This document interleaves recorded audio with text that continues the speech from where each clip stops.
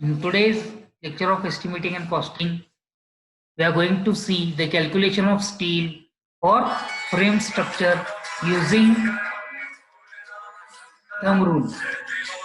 That means up till now we have calculated the quantities of various construction material or various items such as excavation, PCC, DPC, brickwork, slab, plastering and all these things. But while finding the quantity of slab, we have find it in the form of cubic meter.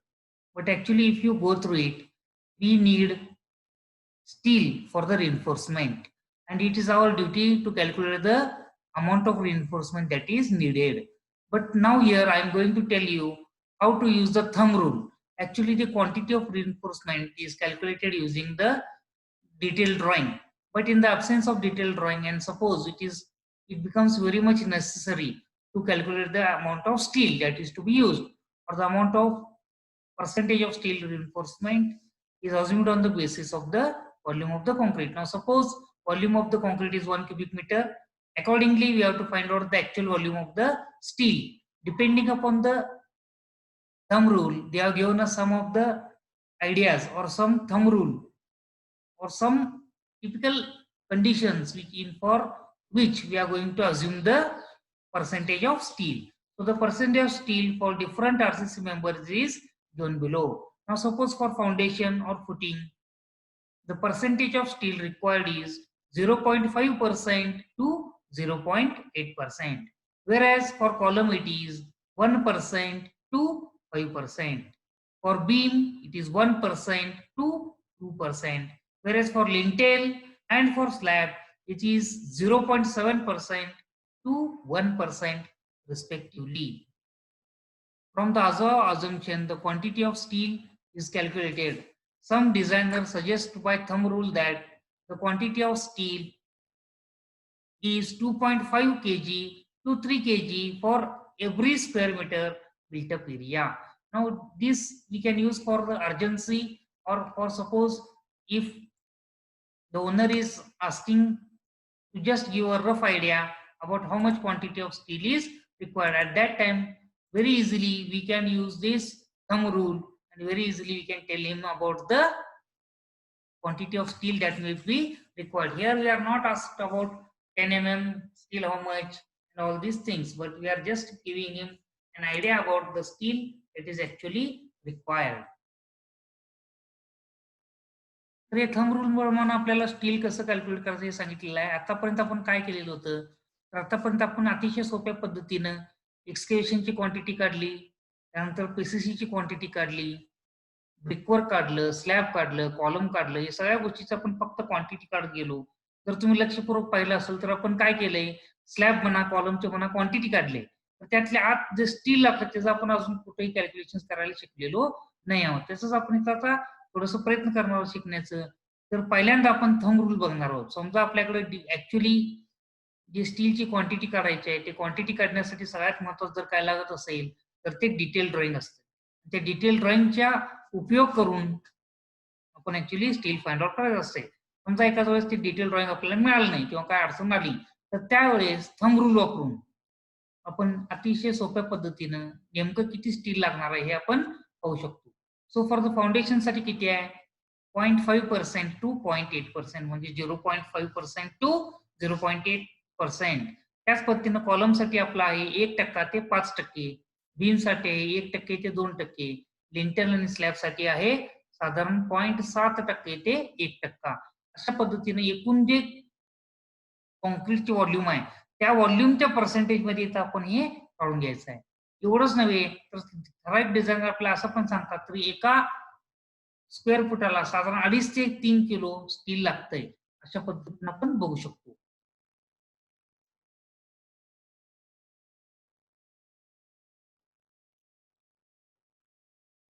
Now next is quantities of RCC work. In that what we are going to see is concrete is calculated using the formula length into breadth into height, and reinforcement is calculated as per the steel design. जर तुम्ही व्यवस्थित लक्षपूर्वक बघितला तर तुमच्या लक्षात असं येईल की कॉन्क्रीटचं आपण कसं करतोय. समजा कॉलम आहे, कॉलमची लांबी गुणिले रुंदी गुणिले उंची अशा पद्धतीने आपण काढलं. म्हणजे लेंथ घेतो आणि त्याला क्रॉस सेक्शन न मल्टिप्लाय करतोय आपण. Cross section area into length of the column will give us the quantity of column, that is it is actually the quantity of concrete. आणि जे आपलं स्टील आहे ते लागणार ते आपण कॅल्क्युलेट करण्यासाठी काय लागतं आपल्याकडे स्टील डिझाईनची गरज आहे. आणि हे करत असताना सगळ्यात महत्वाचं आहे लक्षात घ्या, स्टील जर तुम्ही कॉलम बघितला तर ते मध्ये असतं कुठंतरी आणि त्याला चारी बाजूने आपण असं बाहेरनं बीम बघा, आता तुम्ही डोक्यावर बघा बीम असेल तुमच्या डोक्यावर जर बघितला तर इथं कुठं बीम दिसते का नाही, तर 100% आपल्याला कॉन्क्रीट दिसतंय. कॉन्क्रीट दिसते याचा अर्थ आत स्टील नाही असं आहे का, नाही, त्यात रिइन्फोर्स स्टील आहे आणि त्याला कव्हर दिलेलं असल्यामुळं रिइन्फोर्स स्टील आहे आणि त्याला कव्हर दिलेलं असल्यामुळे आपल्याला ते स्टील फक्त दिसत नाही. मग ते मिनिमम क्लिअर कव्हर आपण किती द्यायचं आहे, that is given bye our Indian standard code. For slab it is 15 mm, for beam it is 25 mm, for column it is 40 mm, and for the footing the clear cover is 50 mm respectively. Remember one thing, minimum clear cover is this much. That means for suppose we are going to cast a slab, then the minimum clear cover from above as well as bottom it should be 15 mm. म्हणजे स्टीलच्या दोन्ही बाजूला हे स्टीलचा असं box आहे समजा, याच्या वरच्या बाजूला वर 15 mm आणि खाली 15 mm चा कॉन्क्रीटचा थर असणं गरजेचं आहे. हे स्लॅब साठी आहे. तसंच बीम साठी किती आहे, दोन्ही साईडला ते 25 mm पाहिजे, कॉलम साठी 40 mm आणि फुटिंग साठी 50 mm. कारण फुटिंग हे मातीच्या संपर्कात येतं आणि माती संपर्क असल्यामुळं वेगवेगळे जे केमिकल ऍक्शन्स असतात किंवा बायोलॉजिकल ऍक्शन्स असतात त्याच्यामुळं जे आपलं स्टील आहे त्याचं करोड होण्याची शक्यता वाढते. त्यामुळे आपण थोडंसं जास्त प्रमाणात इथं फुटिंगला जो कव्हर आहे तो जास्त ठेवायचा आपण इथं प्रयत्न करत असतो. Now the more important thing is extra length of the bar. Okay, now suppose if you observe the steel while reinforcing it, we actually always make a hook or we bend it. So after bending it, what happens is some amount of extra steel is required. Some amount of extra steel is required. So we are going to see the different cases and actually extra length of bar which is required. Now see here, first of all we are going to see for the standard hook of 180-degree bend. तर काय extra length किती घ्यायचं आपल्याला, 180 डिग्रीला आपण bend केलंय तर बघा तुमच्या लक्षात येईल, ते बघा असं गोल करून 180 डिग्रीला पूर्ण असं आपण टर्न करून घेतलेला आहे. तर त्यासाठी काय लागेल, एक्स्ट्रा लेंथ किती लागते आपल्याला, एका साईडला जर असं हुक असेल तर त्याला 9 फाय म्हणजे काय, डायमीटर ऑफ द बार, 9 गुणिले डायमीटर ऑफ बार केलं तर एका साईडला आपल्याला किती बेंडला एक्स्ट्रा लेंथ लागतं ते मिळून जाईल. तर शक्यतो जर तुम्ही बघितलात तर steel is bent upon both the sides. That means we are going to provide the hooks on both the ends of any type of steel. It may be 90-degree bend or it may be 180-degree bend. Now we are studying for the 180-degree bend. Now suppose for one side it is 9 then automatically what will happen, for two sides it will be 2 into 9 into 5, that is 18 where 5 is the diameter of the bar. Now see here, while making the hook also we have to take care that the in between difference of that hook, that means the main straight line, that is the main steel bar and the provided hook, the difference should be minimum 4 That means the 4 times the diameter of the steel bar. In this manner we are going to see it. Now somewhat time what happened, high yield steel bars are used. What we are going to do, we are going to use high yield steel bars, that is HYSD bars. At that time what happens, it is not possible to anybody to actually bend that steel bar into 180-degree hook. So at that time what we do is we have to just bend it at 90-degree. Okay, so for 90-degree bend what we have to do is we have to again provide the extra length. How much is that extra length? That extra length is nothing but the 6 for one side, and automatically for two sides or for two bends it will be 12 Now if you see here, this is a straight bar, it is bent at 90-degree and the extra length will be 6 automatically. Next is bent up bar. So what is the meaning of this bent up bar? If we observe the bent beam, at that time we will come across the bent up bars. The steel will go directly straight and it is bent for actually 45 degrees. So for that 45 degrees also some amount of steel is required, that extra steel length is required. So the extra length is the diameter depth of the steel, sorry, it is the depth of the beam divided by sine 45 minus again depth of the beam. If we actually solve this and if we go, it will be nothing but the 0.42d for one bent out. 0.42d is nothing but the effective depth of the beam or effective depth of the section. Okay, it may be slab, it may be beam, or anything else. Don't worry about it. D is nothing but the effective depth. What is the meaning of the effective depth? Total depth of any section minus the clear cover. Both sides clear cover, we have to deduct it. Minus twice the clear cover will give us the effective depth of that section. So the extra length for bent up is 0.42d for one side. Suppose we are providing alternate bent up for the slab. At that time, what will happen? As we are providing alternate bent up for the slab bars, only one side bent up is necessary. At that time, we have to just add 0.42d as the extra length for that bar. Whereas if you are interested for the beam, at that time, you have to bend that steel on both the ends. Okay, for bending the steel at both the ends, at that time, we have to provide the extra length of the bar on both the sides. That means 2 into 0.42d, that is 0.84d. By using this formula, very easily we can calculate it.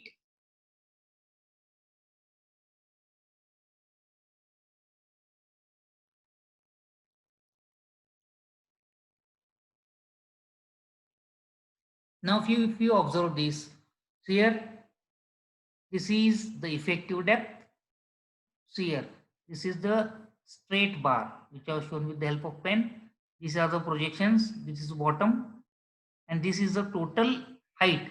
That means the steel bar will come in this way, we will bend it by 45 degree and again it will continue. Okay, so this is the effective depth. Above this there will be the clear cover, below this there will be again clear cover, and it will be denoted by capital D. So you see here, small d is equal to capital D minus top cover plus bottom cover. That means capital D minus 2 into clear cover. Capital D minus 2 into clear cover. For example, for slab, 2 into 15 because clear cover is of 15 mm. For beam, D minus 2 into 25 as we are going to provide 25 mm clear cover on both sides for the beam. For column, it will be 2 into 40 because we are providing 40 mm minimum clear cover. And for footing, how much it will be? It will be 50 mm. In this manner, we are going to calculate the extra length of the bar for bent out. Now we are going to find out how to calculate the length of the bar for stirrup. Okay, the extra length is no doubt 24.5. That means 24 into the diameter of the bar. It may be normally 6 mm 5 bars are used. 24 into 6 will give the extra length. Whereas we have to actually calculate the total length of the stirrup. So suppose if you consider this diagram here, internal, this is the total section of, suppose this is the beam. Okay, now internally if you observe on all the four sides we are providing the clear cover, no doubt. This is the stirrup, this is the extra length, that is 24.5. Now we are interested to calculate this length. Okay, so what you have to do is consider A on one side, capital A, and capital B as the vertical distance. Now capital A is horizontal distance, whereas capital B is vertical distance. What you have to do is 2 into A. You have to use this formula, 2 into bracket A plus B plus 24.5. What is the capital A? Capital A is total length. Capital A is total width, or B minus 2 into side cover. These two side covers are to be deducted. In the same way, capital B is D minus 2 into top cover plus bottom cover. The same way that we calculated the effective depth, in the same manner we have to again do this. That means it is very, very simple. Capital A is equal to total horizontal distance minus twice the clear cover. The same way, capital B is equal to total vertical distance minus 2 into clear cover, and plus 24/5 is nothing but the extra length which is required for the provision of the hook. So this is the cross section of the beam. Now after this, the very important thing is how to calculate the actual weight of the bars per meter of the length. The weight of the bar is calculated for every meter length. Suppose we have to taken a bar of 1 meter and if we weigh, it will give us some of the amount or some of the weight. But with the help of this formula, very easily we can calculate the weight of the bar within a few seconds. So the weight of bar in kg per meter is given by the formula phi square upon 162. Phi square upon 162, where phi is nothing but the diameter of the bar which is to be used. Suppose we are going to use 6 mm 5 bar. So 36 upon 162 will give us the 0.22. That means if we take a 6 mm bar and if we remove piece of 1 meter and if we weigh it, it will be 0.22 kg. What is the meaning of this? The 6 mm bar weighs 0.22 meter kg per meter length. Okay, 0.22 kg per meter length. In the same manner for 8 mm, 10 mm, just differentiate or just put the value in form of phi and you will get the weight of bar in kg per meter. After that, the calculation of number of bars. Now suppose slab is there and we have to find out the number of bars which are to be provided. How to find out it? The formula is number of bars is equal to span upon spacing plus 1. So span is the total span. End to end distance is nothing but the span. Okay. So what is the spacing? Spacing they have given us the spacing at 150 mm center to center. Suppose these are those two. Suppose this is a steel. Okay, this is steel. I'm providing at 150 mm center to center. Suppose this is the first bar. It will be okay 6 mm bar. After this, I will again provide 150 mm and again I will place the second here. It will be again 6 mm 5 bar. That means the difference between the two bars is 150 mm center to center. That is nothing but the spacing. Okay, so the span upon spacing plus 1 with the help of this formula, very easily you can find out the number of bars. Thank you very much. We'll stop here and we'll continue in the next lecture.